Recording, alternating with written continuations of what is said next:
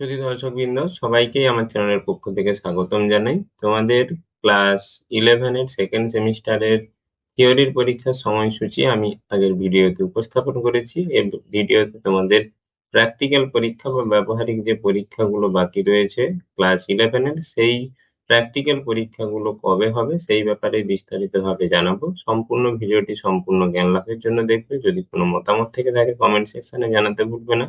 সবাইকেই চ্যানেলটি সাবস্ক্রাইব করে পাশে থাকা বেল আইকনটি প্রেস করতে ভুলবে না, কারণ এই নিত্য নতুন নোটিফিকেশন, কিছু রসায়ন বিষয় এবং অন্যান্য বিষয়ের কিছু প্রশ্নপত্র আলোচনা পর্ব, সেগুলো তোমাদের সামনে উপস্থাপন করব পরবর্তী ভিডিওতে।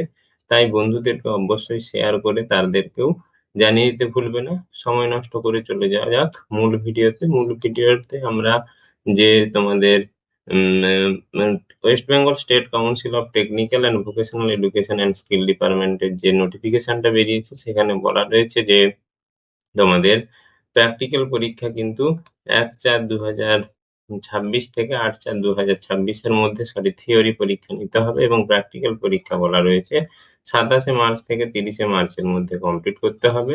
এবং তোমাদের থিওরির যে এই যে থিওরি পরীক্ষার প্রশ্নগুলো, সেগুলো পর্ষদের ওয়েবসাইট থেকে বিভিন্ন বিদ্যালয় বা ইনস্টিটিউশনের যে লগইন আইডি রয়েছে সেখান থেকে তারা লগইন করে ডাউনলোড করে সেটা প্রিন্ট আউট করে তোমাদেরকে উপস্থাপন করবে। এবং তোমাদের বলে রয়েছে যে যদি কোনো কারণবশত এই থিওরি এবং প্র্যাকটিক্যাল পরীক্ষাগুলো ভোটের কারণবশত যদি না নিতে পারে, তাহলে তারা কিন্তু তাদের নিজেদের সময় মেনটেন করে এই পরীক্ষাগুলো কমপ্লিট করে নিতে হবে।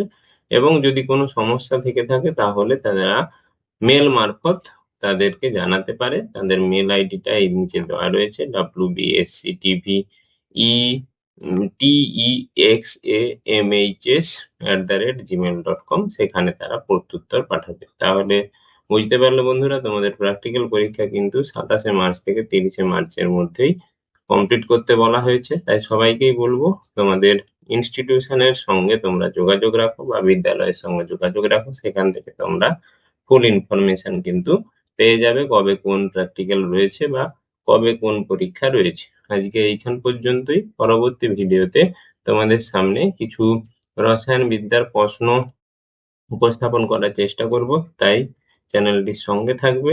সবাইকেই বলবো চ্যানেলটি সাবস্ক্রাইব করতে ভুলবে না। ভালো লেগে থাকলে ছোট্ট একটি লাইক করতে ভুলবে না। ধন্যবাদ, নমস্কার।